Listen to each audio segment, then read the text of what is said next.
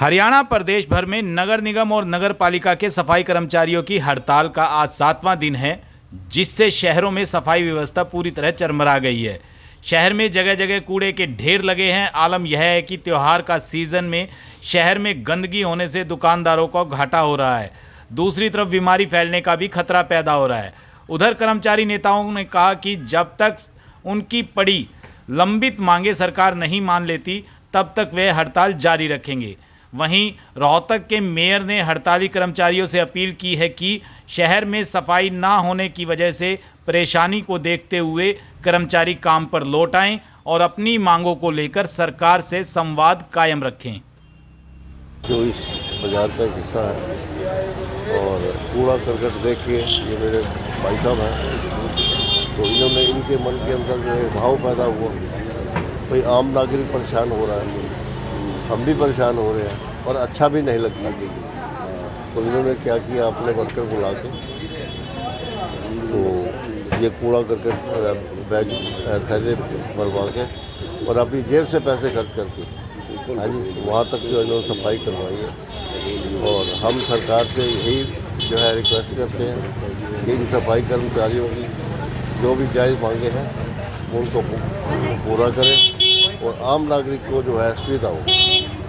और कर्मचारियों से भी यही रिक्वेस्ट है कि आप भी जो है लोगों को इतना परेशान मत होने दें और जायज़ मांगे आप उनकी स्वीकार करें और जिससे जो है आम पब्लिक को नुकसान ना हो। बाज़ार थोड़ा बहुत सिस्टम जो है ना बहुत बिगड़ा पड़ा है। इसका सिस्टम जो ख़राब है ना, सारा सफाई व्यवस्था यहाँ पे बहुत कम है और इसका पर प्रशासन थोड़ा ध्यान दे तो बहुत अच्छी बात है।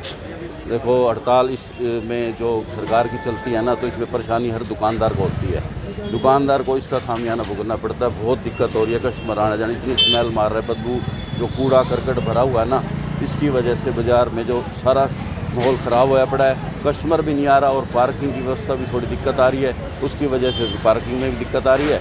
इसलिए हमारे जितना भी जल्दी हो सके हमारा ये समाधान निकाले। हम दुकानदारों से यही हमारी रिक्वेस्ट है कि सरकार से जो भी हो इनकी मांगें पूरी करी जाए और इनका जो भी समय है अच्छी तरह से निकाला जाए। बहुत बहुत सफाई व्यवस्था की जहाँ तक बात हम समझते हैं, हम भी रोहतक के शहरवासियों के साथ हैं और हम भी समझते हैं कि सफाई व्यवस्था नहीं होती तो गंदगी फैलती है शहर में। परंतु हमारी भी एक मजबूरी है, क्योंकि इससे 40 दिन पहले नगर पालिका कर्मचारी संघ हरियाणा ने सरकार को मांग पत्र दिया था और नोटिस भी दिया था कि हमारी मांगे जायज़ मांगे है जो मान ली जाए। परंतु सरकार लगता है कर्मचारी ये गंदगी नहीं फैला रहे हैं। सरकार जानबूझ के गंदगी फैलवाने का काम कर रही है, क्योंकि सरकार हमारे कर्मचारियों की मांगे स्वीकार नहीं कर रही है। इससे सीधा ये होता है कि कर्मचारी विरोधी भी है और नागरिक विरोधी भी है सरकार ये। अच्छा, इस वक्त हम भिवानी स्टैंड पर खड़े हैं। यहाँ पर काफी कूड़ा करकट जो है फैल चुका है, इस वक्त आपको दिख भी रहा होगा।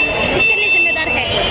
बिल्कुल, मैंने पहले बताया कि हम सरकार को पहले चेता चुके थे कि हमारे मांगे पूरी कर दे, और सरकार ने मांगे पूरी करने के बजाय हमारे जो पदाधिकारी है उनको बात करने से भी मना कर दिया है। इसी से रुष्ट होकर हमारे सभी कर्मचारी लगातार 7 दिनों से हड़ताल पर हैं। और जहाँ तक सफाई व्यवस्था की बात है, मैं रोहतक के नागरिकों से भी अपील करता हूँ कि ये हमारी मजबूरी है, हम जानबूझकर सफाई व्यवस्था को खराब नहीं करना चाहते हैं। आपसे अपील करते हैं हम कि हमारा सहयोग करें इस हड़ताल में।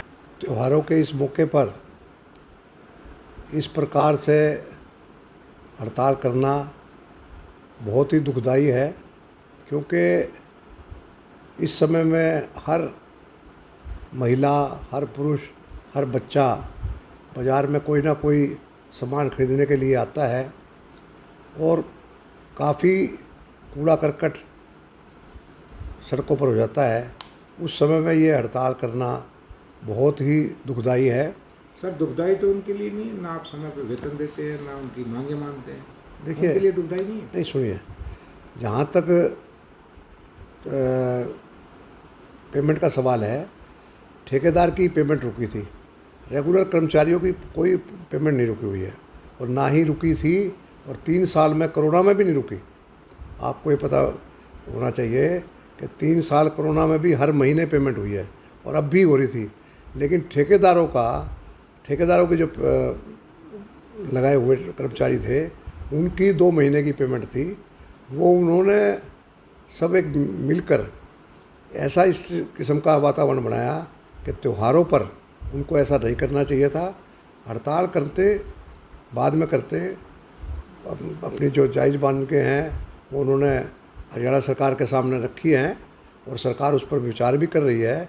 लेकिन पूरे हरियाणा में इस प्रकार की त्योहारों पर हड़ताल करना बहुत ही समाज के लिए दुखदाई है। सर गरीब आदमी है वो, और वो जो काम करते हैं समाज का कोई तबका नहीं कर सकता। उनको सैलरी ना मिलना है, इतने बड़े पर्व पर इतना बड़ा त्यौहार, क्या वो त्यौहार नहीं मनाए? आज आप जाकर उनसे पता कर लो, किसी भी भाई की सितंबर तक की कोई तनख्वाह बाकी नहीं है। अक्टूबर का महीना चल रहा है। हम तो उनसे रिक्वेस्ट कर रहे हैं कि वो अपने काम पे लौटें और जो भी बातें हैं बैठकर सरकार से कर लें, क्योंकि जितने मसले उन्होंने उठा रखे हैं वो हरियाणा लेवल के मसले हैं। वो सरकार की तरफ से ही उनका निर्वाह होगा। और मैं उनसे बार बार निवेदन पहले भी कर चुका हूँ और आज फिर आपके माध्यम से कर रहा हूँ कि उनको त्योहारों के इस मौके पर जनता के साथ रहना चाहिए, क्योंकि रोहतक के रहने वाले वो हैं, रोहतक की जनता है, हरियाणा में जहाँ भी है वहाँ के लोकल आदमी है। सबको मिलजुल कर अपनी व्यवस्था को सुचारू रखना चाहिए और सरकार जो है वो ज़रूर उनकी जायज़ मांगों पर विचार करेगी, क्योंकि पीछे भी हमेशा जायज़ मांगे सरकार ने उनकी मानी है।